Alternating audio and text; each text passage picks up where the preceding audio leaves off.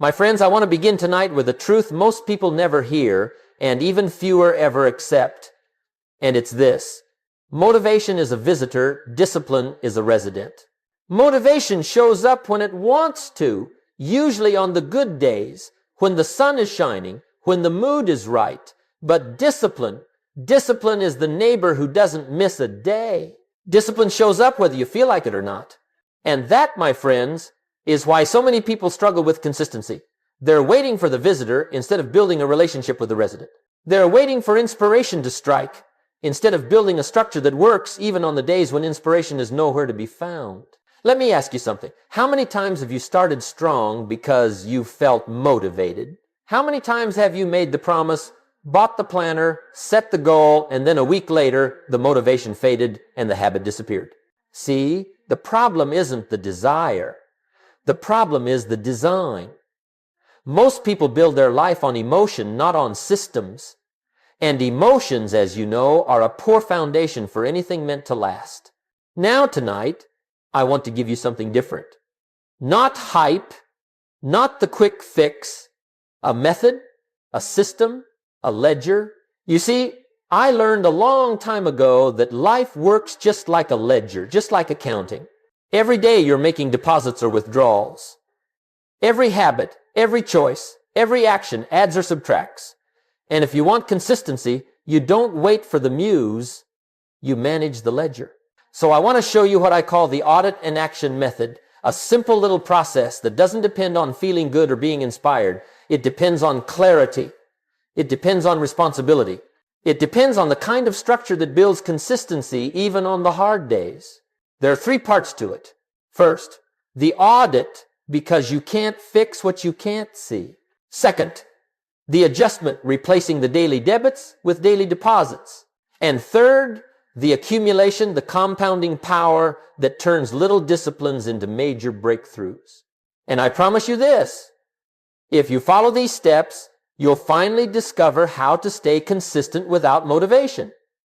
Because your life will no longer be governed by mood, it'll be governed by method. Let's begin. Now let's talk about why consistency falls apart, not in theory, but in real life, in your life, in my life, in the lives of almost everybody you know. And it's not because people lack talent. It's not because they lack intelligence. It's not even because they lack desire. Most people fail at consistency because they never notice the invisible debits quietly draining their progress. See, we all understand big mistakes. Big failures are obvious. If you miss a deadline by a mile, you know it. If you quit your job on impulse and regret it the next day, that's clear. But it's not the big things that usually rob us of consistency. It's the little things, the small losses, the subtle withdrawals, the habits so tiny you don't even bother to record them, but the ledger records them anyway. Procrastination, for example. It never feels dramatic. It's just, I'll do it tomorrow. One delay, one small push into the future. But every time you say tomorrow, you're making a withdrawal. And before long, your habit account is overdrawn, not because of one catastrophic decision, but because of hundreds of tiny postponements. Or think about distraction. 5 minutes scrolling, 10 minutes wandering, a little detour here and there. You think it's nothing. Just a quick check, you tell yourself. But friends, the ledger is always counting, and the little debits quietly add up. Or let's talk about emotional excuses. This is a big one. I'm tired. I'm stressed. I'm just not feeling it today. These stories feel so reasonable, so understandable, that you hardly recognize them as losses, but the ledger recognizes them, because life measures actions, not intentions. And the truth is, most people never stop to identify these small leaks. They only look at the big outcome. I'm not improving. I'm not getting results. I'm not making progress. But outcomes are just summaries of all the tiny entries behind the scenes. Let me give you a picture. Imagine a business that loses $2 here, $3 there, $5 somewhere else, nothing big enough to panic about, nothing loud, nothing urgent, but month after month, the losses grow.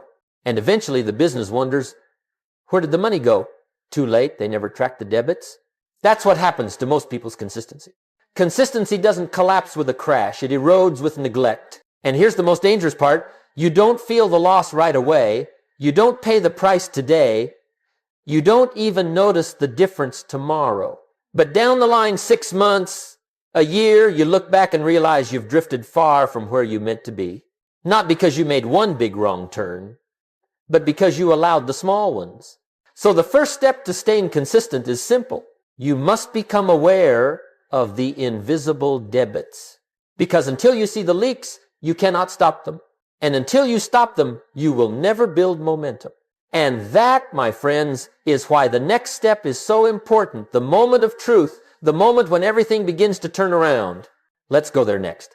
Now, my friends, every transformation, every real one begins with a moment I call the turning point. And it usually doesn't arrive with fireworks. It doesn't come with applause. It doesn't show up on a calendar marked with a star. No, the turning point comes quietly, softly, sometimes in the middle of an ordinary day. It's that moment when you finally look at your results, your health, your income, your habits, your progress, and you say to yourself, something's not adding up. You look at your life's ledger and you realize you've been making withdrawals without even knowing it.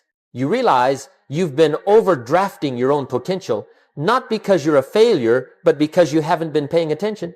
And let me tell you something important. This moment is not a moment of shame. This is a moment of power. It takes courage to look at the facts, courage to admit what hasn't been working, courage to face the truth without reaching for an excuse. Most people never get there. They blame the circumstances, blame the weather, blame the boss, blame the economy. But the turning point comes the moment you say, no more blaming. Let me see the numbers. Let me see my part. It reminds me of a business owner I once knew.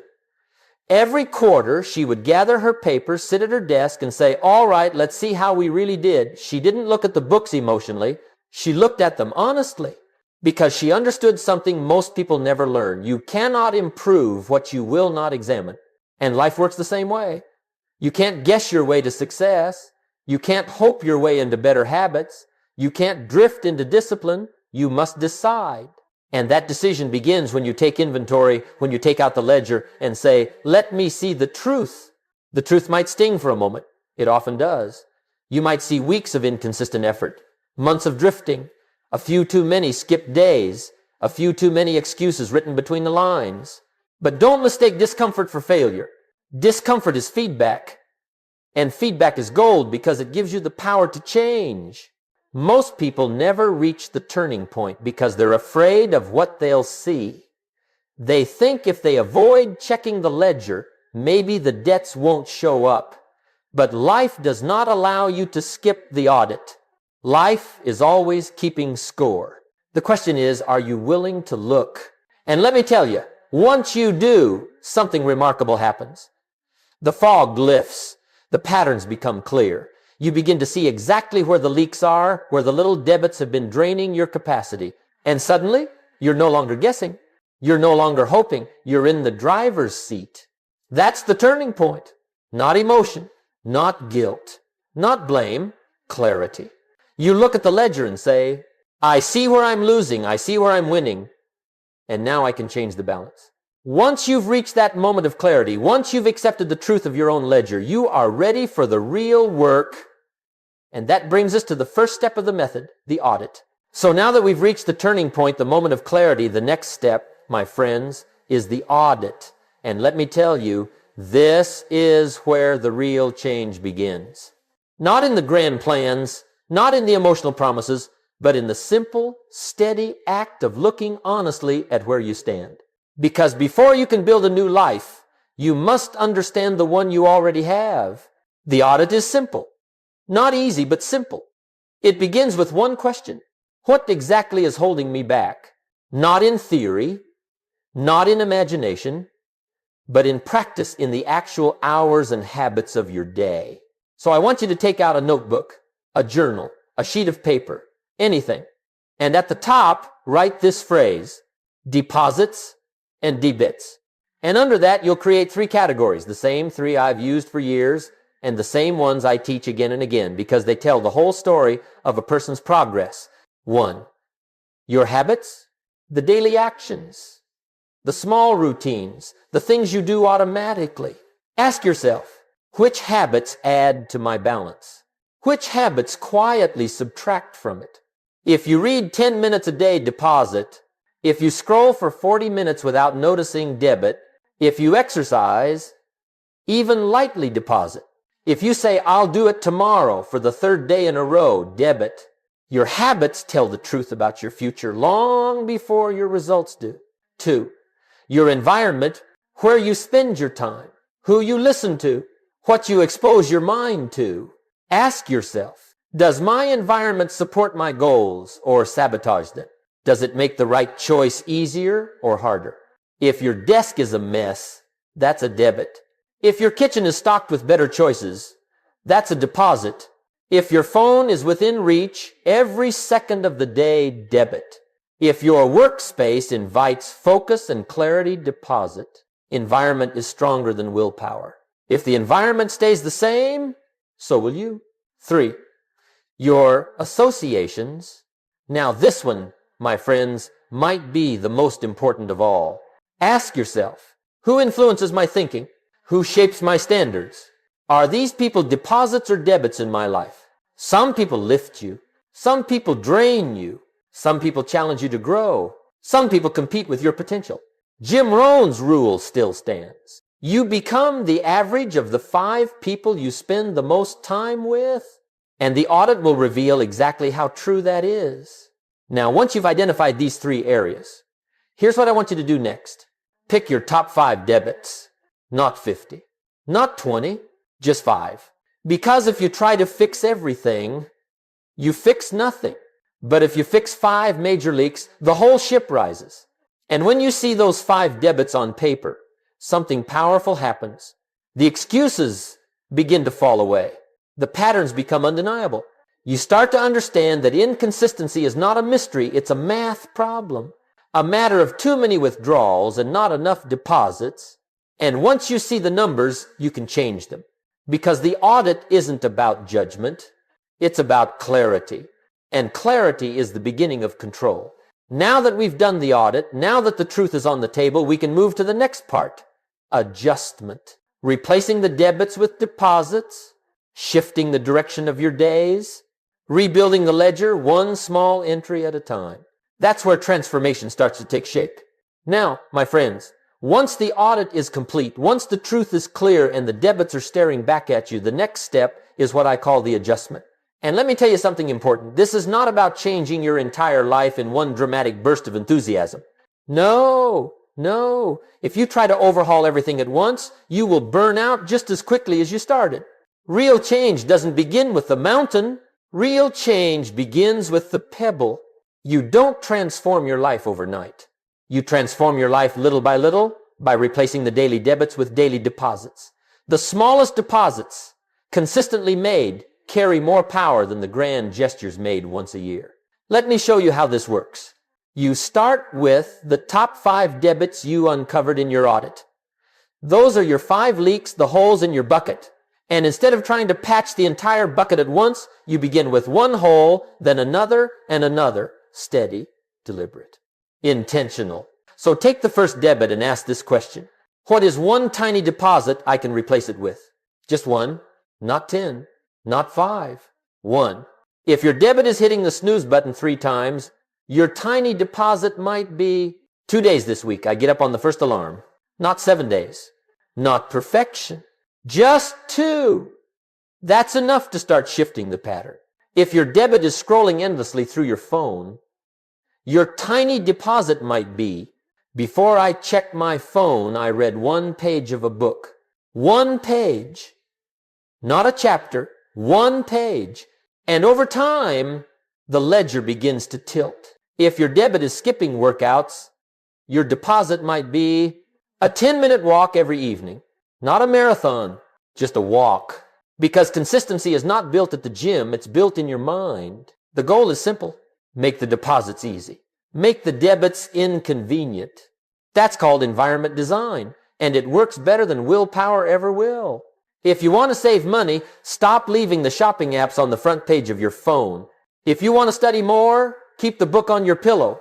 If you want to drink more water, Put the glass where you can't miss it. Small changes in your environment create big changes in your behavior because you can't depend on motivation, but you can depend on structure. Now, let's talk about the 4 types of deposits that make the biggest difference. I call these the essential accounts, the same categories I've used for decades because they shape every part of your future. 1. Health deposits. Move your body. Drink water. Sleep with purpose. A strong body supports a strong mind, and a strong mind supports strong discipline. 2. Learning deposits. Read a few pages. Listen to something that stretches your mind. Engage with ideas that elevate your thinking. Education is a deposit that pays interest forever. 3. Wealth deposits. Save a little. Budget a little. Plan a little. Financial discipline is consistency in its purest form. 4. Character deposits. Keep your word. Show kindness. Finish what you start. Your character is the account that influences every other account you have. Now here's the key. You don't need giant deposits in each category. You just need small daily deposits that compound over time. And as you begin these adjustments, you'll notice something amazing. The old debits lose their power. The excuses get quieter. The temptations become weaker. Because every time you make the right choice, every time you follow through, you strengthen the muscle of discipline.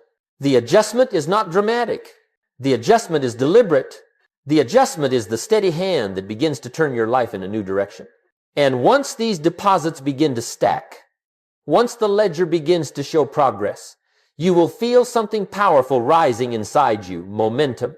That brings us to the next stage. The miracle of accumulation, the secret force that turns small disciplines into extraordinary results. Now, my friends, once you've made the audit, once you've begun the adjustments, something extraordinary begins to happen quietly, almost invisibly at first. It's a force so powerful that most people underestimate it their entire lives. But if you learn to harness it, it will transform everything you touch. That force is called accumulation. Accumulation is the slow miracle that rewards the disciplined and punishes the careless. It's neutral, it doesn't take sides, it simply multiplies whatever you feed it. If you feed it procrastination, it will multiply delay. If you feed it discipline, it will multiply progress. If you feed it excuses, you'll accumulate regret. If you feed it small daily deposits, you'll accumulate strength, wisdom, wealth, confidence. Accumulation doesn't care what you want. It only cares what you consistently do. Let me tell you why most people never experience this power. Because the beginning feels too small, too slow, too insignificant to matter. A 5-minute walk doesn't feel like health. 10 pages of reading don't feel like education. Putting away $10 doesn't feel like wealth. Keeping one small promise doesn't feel like character. But that's the illusion. And it's the reason people quit before the magic happens. The first days of consistency feel like nothing. The first week feels like almost nothing. But friends, accumulation is working even when you don't see it. Think of a snowball rolling down a hill. At the top, it's small, barely worth noticing. But with each rotation, each flake, each tiny addition, it grows.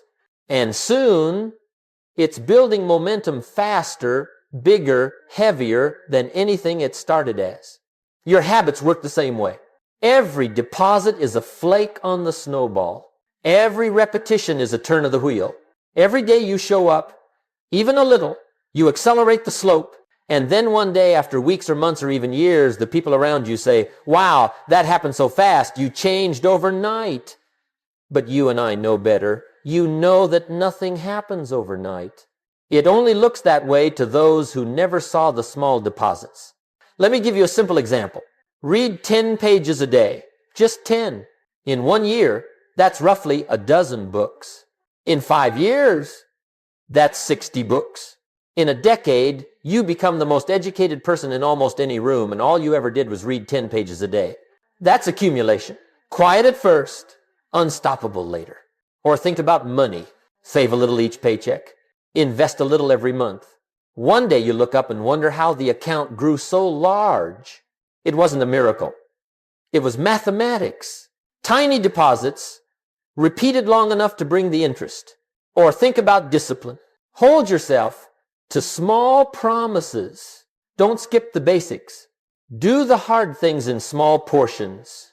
And over time, you become someone others respect, trust, follow. Character accumulates. Reputation accumulates. And this is why step 3 accumulation is the engine of consistency. Because consistency isn't built on excitement. It's built on momentum.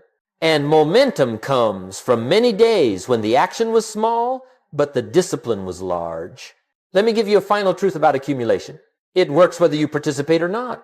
If you're not accumulating progress, you're accumulating neglect. If you're not compounding discipline, you're compounding excuses. If you're not building your future, you're building your regret. There is no neutral. There is no pause. Life is always adding, always subtracting, always compounding something. The question is, what are you allowing to accumulate? Because if you choose your deposits wisely, if you give them time, if you stay steady long enough, accumulation becomes your greatest ally. And soon, what once felt difficult becomes natural. What once felt heavy becomes light. And what once felt impossible becomes inevitable. That is the miracle of consistency. Not in the first step, not in the second, but in the compounding of all those tiny steps that finally create a life you're proud to live. And now, with the audit done, the adjustments in place, and the power of accumulation at work, we must prepare for the part of the journey most people underestimate: how to stay consistent when life gets hard. Now, my friends, if every day were sunny, if every morning were easy, if every season of life flowed without resistance, well, then consistency wouldn't be a challenge at all. Anybody can be disciplined on the good days. Anybody can follow a plan when the wind is at their back. But the real test, the true test, comes when life gets heavy, when the schedule gets tight, when the emotions dip, when the unexpected arrives, uninvited and inconvenient. That's when most people lose their consistency, not because they lack desire, but because they never prepared for difficulty. They built a plan for the good days, not a system for the hard days. So let me give you one of the most important principles I ever learned. If you want to stay consistent, you must build what I call rescue habits. Rescue habits are the tiny, simple, non-negotiable actions you perform even on your worst days. And the reason they matter is this: successful people don't avoid the hard days, they prepare for them. Let's talk about it. When life gets tough, you don't need the perfect routine. You don't need the full workout. You don't need the hour of study or the flawless schedule. What you need is a minimum standard that keeps your momentum alive. Let me give you some examples of rescue habits. A 10-minute walk when you can't do a full workout. 5 pages of reading when you don't have time for a chapter. 1 line in your journal when your mind is tired. 2 minutes reviewing your goals when the day has gone sideways. These may seem insignificant, but they are lifesavers in disguise. Because rescue habits protect the most important part of consistency, your identity. You're not just doing the habit, you're keeping the story alive. I am someone who shows up. I am someone who honors my commitments.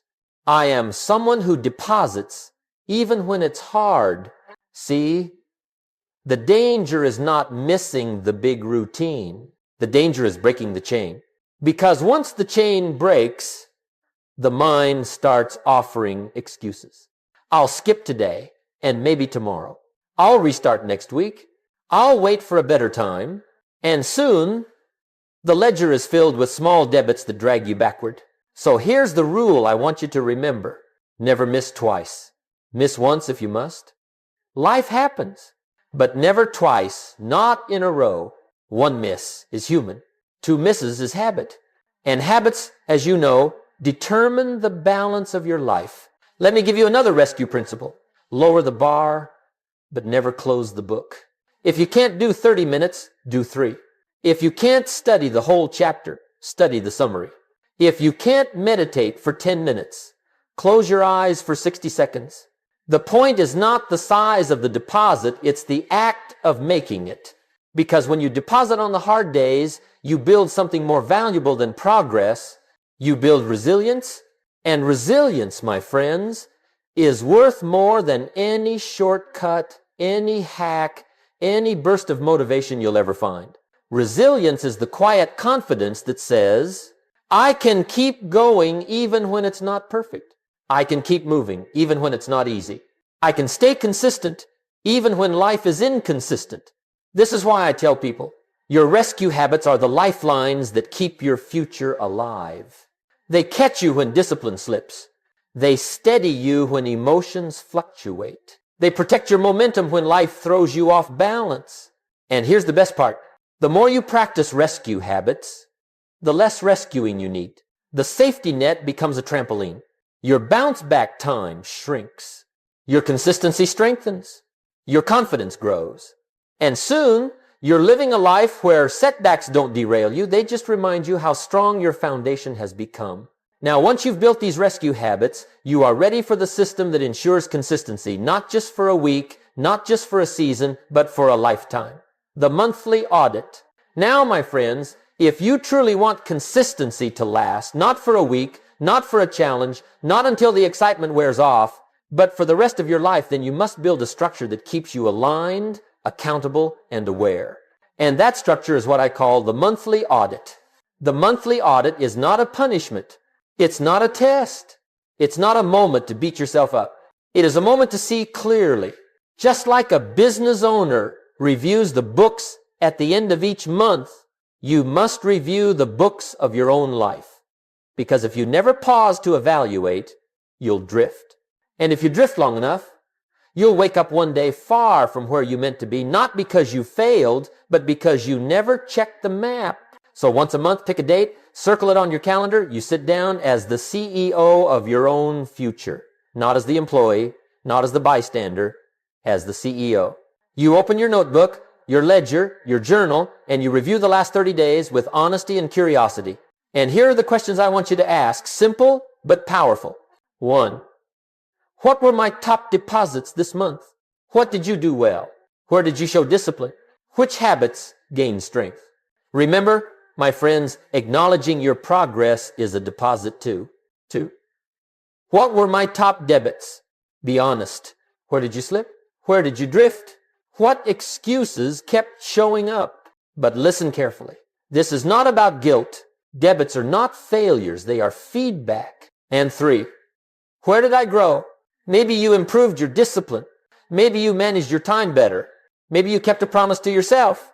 These small points of growth compound in ways you cannot imagine. 4. Where did I drift? There is no shame in drifting. Everyone drifts. But only disciplined people notice and correct it early. 5. Which habits are compounding? Which ones are costing me? This question will change your life if you're willing to answer it honestly. Some habits produce interest, energy, improvement, clarity. Others quietly charge you stress, delay, regret. 6. What one adjustment can I make for the next 30 days? Not 10, not 5, 1. Because profound change is built on simple decisions, repeated consistently. Now, let me tell you why this monthly audit is so powerful. First, it keeps you honest.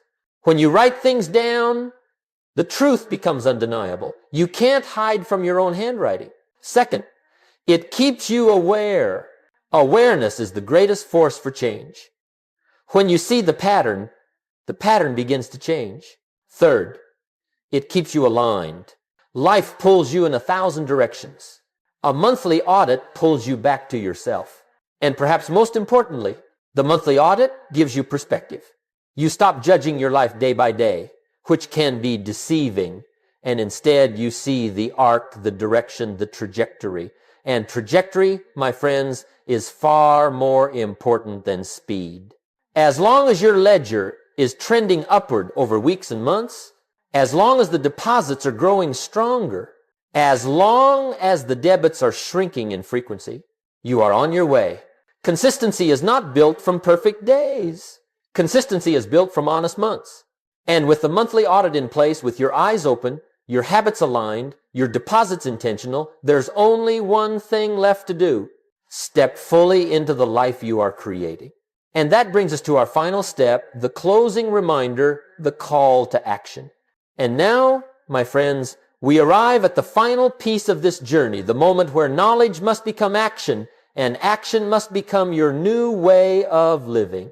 Because after you've looked at the ledger, after you've done the audit, after you've made the adjustments and understood the power of accumulation, after you've prepared for the hard days and committed to the monthly and review, there is only one question left.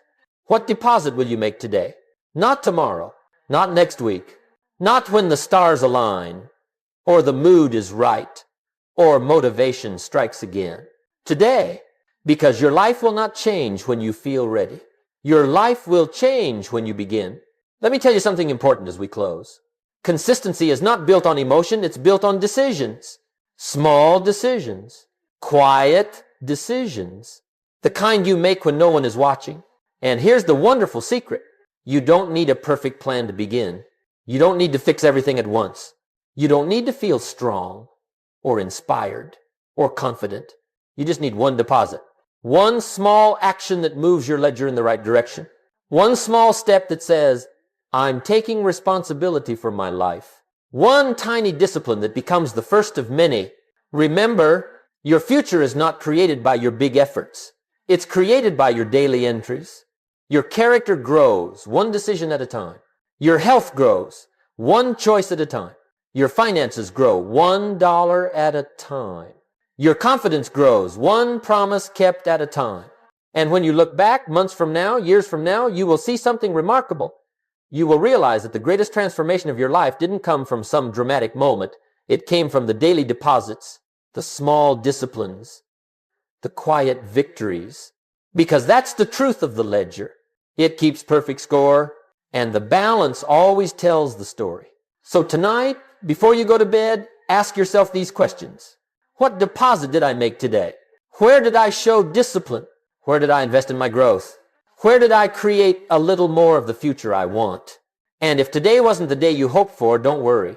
The ledger is opened again tomorrow. Brand new, fresh, ready for a new entry. My friends, your life is waiting. Your potential is waiting. Your future balance, your surplus of strength, wisdom, character, and success is waiting. All it asks is that you begin with one decision, one deposit, one small act of discipline. Because once you begin, the best is yet to come.